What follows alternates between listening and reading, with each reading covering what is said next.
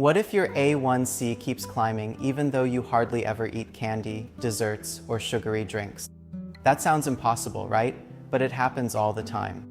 And here's the part that surprises many people. Your A1C is not simply a report card on how much sugar you eat. It reflects what your blood glucose is doing across most of the day and what your body is doing with that glucose. You could eat very little obvious sugar and still have blood sugar running higher than you realize. Maybe your morning glucose is elevated. Maybe your liver is releasing too much glucose while you're fasting. Maybe you're eating refined carbohydrates that don't taste sweet at all. Maybe you're sitting for hours after meals. Maybe you're sleeping poorly. And sometimes the biggest problem isn't what you added to your diet. It's what your body has gradually stopped handling efficiently. The good news is that you don't have to completely rebuild your life overnight. There are small changes that can make a meaningful difference.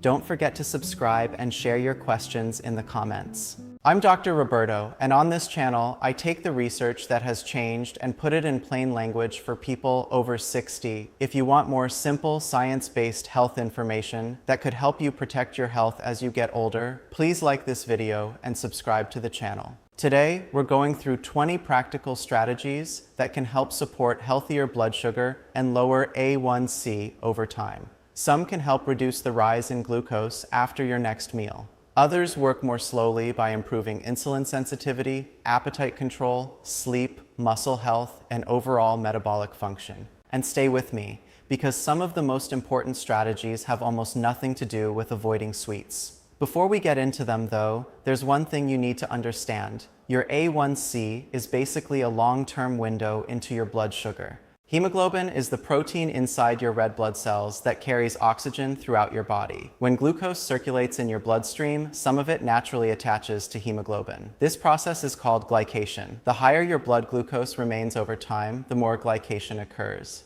Red blood cells typically live for about 3 months. So an A1C test gives your doctor an estimate of your average blood glucose over roughly the previous 2 to 3 months.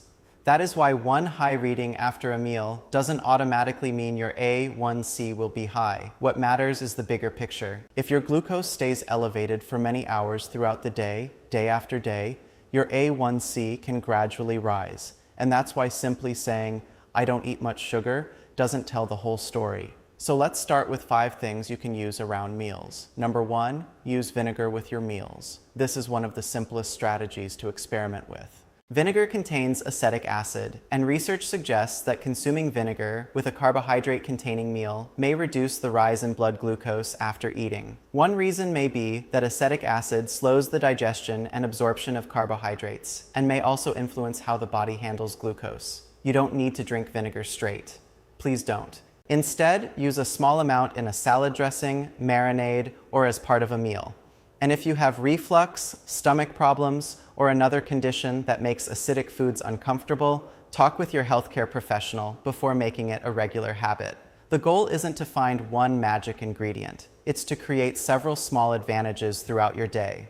Number 2, drink water before your meal. Sometimes what feels like hunger is actually thirst. And staying adequately hydrated supports normal kidney function and many processes involved in glucose regulation. Having a glass or 2 of plain water before eating may also help you feel fuller and make it easier to avoid overeating. There's another important point here. Don't confuse water with sweetened beverages. Juice, sweet tea, flavored coffee drinks, and sugary soft drinks can deliver a large amount of rapidly absorbed carbohydrate without much fiber. And liquid calories are remarkably easy to consume without feeling full. If your goal is better glucose control, plain water is one of the easiest places to start. Number 3, slow down when you eat. This sounds almost too simple, but think about what happens when you eat a meal in 5 minutes. You can put an enormous amount of food into your stomach before your brain has had enough time to recognize that you're getting full. Eating more slowly gives your body's appetite signals time to catch up. Try taking smaller bites. Put your fork down between bites. Actually taste the food. You don't have to count every chew, but don't race through your meal. The goal is simple. Give your body enough time to say, "I've had enough." And this brings us to a strategy that can change what happens to your glucose without changing what is on your plate. Number 4, change the order of your food. Instead of beginning with bread, rice, pasta, potatoes, or another concentrated carbohydrate, consider eating your non-starchy vegetables and protein first, then eating your carbohydrate portion. Research on meal sequencing suggests this can reduce the glucose rise after eating in some people. Think about it like creating a speed bump. The vegetables, fiber, protein, and other components of the meal can slow the movement of glucose into the bloodstream. You're not necessarily eliminating carbohydrates. You're changing the order in which you encounter them. And number 5 may be one of the most practical strategies of all. Move after you eat. You don't need a gym.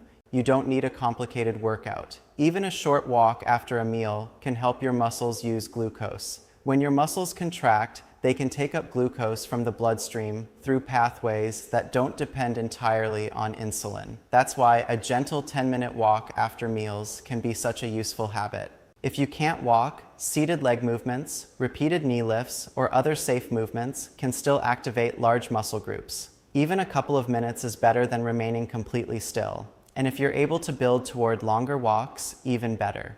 Now here's where the conversation gets more interesting. Reducing your A1C isn't only about what happens immediately after a meal. You also want to improve the underlying metabolic environment that determines how your body handles glucose day after day. So let's move into the longer-term strategies. Number 6, reduce refined carbohydrates and added sugar. This doesn't mean you have to fear every carbohydrate. That's an important distinction. Whole foods such as beans, vegetables, whole fruit, and intact whole grains come packaged with fiber, water, vitamins, minerals, and other compounds. Refined carbohydrates are different. Think white bread, pastries, many packaged snacks, sweetened cereals, desserts, and sugary drinks. The fiber has often been removed or greatly reduced, and the food can be digested rapidly. That can send glucose into your bloodstream quickly. Your pancreas then has to release insulin to help move that glucose into your cells. Repeatedly asking the body to handle large glucose loads can contribute to insulin resistance in susceptible people. So instead of thinking, I have to give up all carbs, think about upgrading the quality of the carbohydrates you eat. Choose intact whole grains more often, choose vegetables, choose beans, choose whole fruit instead of fruit juice, and check labels for added sugars, because sugar isn't always hiding in obvious desserts. It can show up in sauces, breads, flavored yogurt, cereals, snack foods, and many packaged products. And here's something people often underestimate. Ultra-processed foods are designed to be extremely easy to eat.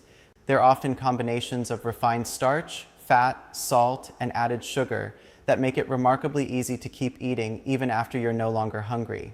I once saw this play out with someone who was normally very active and disciplined. She took a long weekend off. First came a large bag of flavored chips, then pizza, then popcorn while watching television, then cookies. 3 days later, the scale was several pounds higher. But that number wasn't pure body fat. A large part of the rapid increase was water and the contents of the digestive system. Still, the episode revealed something important. When highly processed foods become the foundation of your diet, it's easy to consume far more energy than you intended. So don't focus only on the sugar bowl. Look at the entire food environment. And if this is helping you rethink your daily habits, take a second to like and subscribe this video. It helps the channel reach more people who are trying to improve their blood sugar without falling for extreme diet advice. Now let's talk about something that often travels together with ultra-processed food. Number 7, pay attention to sodium. High sodium foods are frequently heavily processed foods. And when people reduce those foods, they often reduce several things at the same time.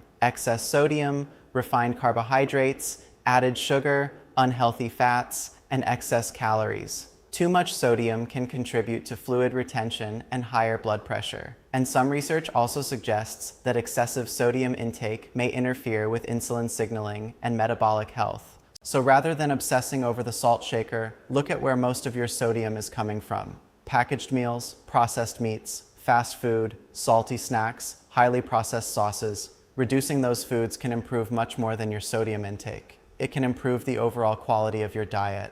Number 8. Eat more fiber. Fiber is one of the most useful nutrients for blood sugar management. And here's the funny thing. Fiber is technically a carbohydrate, yet it can help slow the rise in blood glucose. Why? Because fiber can slow digestion and carbohydrate absorption. It can also increase fullness, making it easier to stop eating before you've overeaten. And certain types of fiber are fermented by your gut microbes, producing compounds called short-chain fatty acids that may support metabolic health.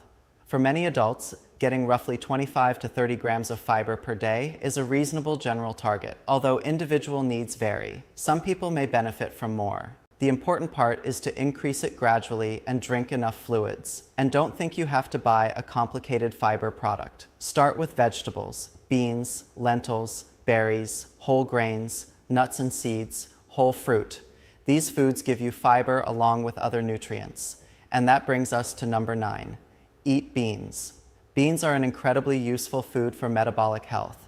They contain fiber, they contain plant protein, they contain resistant starch, and they provide a variety of plant compounds. That combination helps make them slower digesting than many refined carbohydrate foods. Beans can also improve fullness, which means you're less likely to immediately reach for another snack. If beans cause gas or bloating, don't assume you can never eat them. Your gut may simply need time to adapt. Start with a small serving, then gradually increase it over days or weeks. Rinse canned beans if needed, especially if you're watching sodium. And find recipes you actually enjoy. Chili, bean salads, lentil soups, bean bowls. The healthiest food in the world isn't helpful if you refuse to eat it. Number 10. Eat whole fruit instead of fearing fruit. This is where a lot of people with blood sugar concerns get confused. An apple and a glass of apple juice are not metabolically identical. A whole apple contains water, fiber, and the fruit's natural structure. Juicing removes much of that structure and makes it much easier to consume a large amount of sugar quickly. The same basic principle applies to oranges. Eating an orange takes time. You have to peel it, chew it, digest it. Orange juice goes down in seconds. So if you enjoy fruit, don't automatically assume you have to eliminate it because it's sweet. Whole fruit can be part of a healthy eating pattern. Berries are especially useful because they're relatively high in fiber and contain many beneficial plant compounds. Just remember that portion size and your individual glucose response still matter, especially if you have diabetes. And this leads naturally to number 11. Start your meals with foods that are high in water and fiber. Think vegetables, a salad, steamed greens, vegetable soup, cucumber, tomatoes, broccoli, leafy greens. These foods add volume without delivering huge amounts of calories. They also provide fiber and water, which can help slow the overall pace of eating and carbohydrate absorption. Imagine your meal as a road. You don't want the carbohydrate portion racing down an empty highway. Adding vegetables and protein first can create more of a speed-controlled route. And when you're fuller earlier, you're less likely to go back for a second or third helping. Number 12, increase colorful plant foods. This is where polyphenols come into the picture. Polyphenols are natural compounds found in many plants. They include a wide range of substances that can influence inflammation, oxidative stress, and metabolic pathways. You don't need to memorize the names. Just remember this rule. Eat a variety of colors: blueberries, strawberries, cherries, dark leafy greens, tomatoes, cocoa, green tea, coffee, herbs and spices. Different colors often signal different plant compounds. And variety matters because you're not eating one isolated chemical. You're eating an entire food. That's one of the major advantages of choosing whole plants. Number 13, use spices. Cinnamon, turmeric, ginger, cloves, and other spices have been studied for their potential effects on glucose metabolism and inflammation. The effects vary, and spices aren't a replacement for medical treatment, but they're an easy way to add flavor without adding much sugar or many calories. Instead of covering vegetables with a sugary sauce, try herbs and spices. Instead of relying on heavily processed flavoring, experiment with garlic, ginger, turmeric, cinnamon, pepper, or fresh herbs. Healthy food doesn't have to taste boring. Sometimes the problem isn't the vegetable, it's what we did to the vegetable. Number 14, add nuts and seeds. Nuts provide a combination of healthy fats, protein, fiber, vitamins, minerals, and plant compounds. Because they digest more slowly than many refined snack foods, they can help with fullness and may lead to a more gradual glucose response when included as part of a balanced meal. But there's a catch. Nuts are nutritious, yet they're also calorie dense. So a handful can be useful. An entire family-sized bag in front of the television is a different story. Portion still matters. Number 15, stop eating several hours before bed when practical.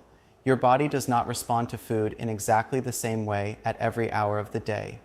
As evening progresses, biological rhythms change. Insulin sensitivity can be lower at night, and people are usually less active. That means a meal that produces a modest glucose response during the day may produce a larger response late at night. And late night eating often comes with another problem. You're tired, you're sitting down, you're watching television, and suddenly the snack you've been trying to avoid is sitting right beside you, creating a kitchen. Closing time, a few hours before bed, can help some people reduce unnecessary calories and late-night glucose exposure. It doesn't have to be perfect. Consistency matters more than perfection. Number 16. Consider a consistent eating window. Time-restricted eating has become popular because it gives your body longer periods without food. For some people, keeping meals within roughly an 8 to 12-hour daily window may support better metabolic health. But this isn't a rule that works for everyone. If you're taking glucose-lowering medication, especially insulin or medications that can cause hypoglycemia, don't dramatically change your eating schedule without speaking with your healthcare professional. The goal isn't to starve yourself. The goal is to create a predictable rhythm that gives your body periods without constant food intake. And there's another fasting period you may be overlooking every night: sleep. Number 17, get enough sleep.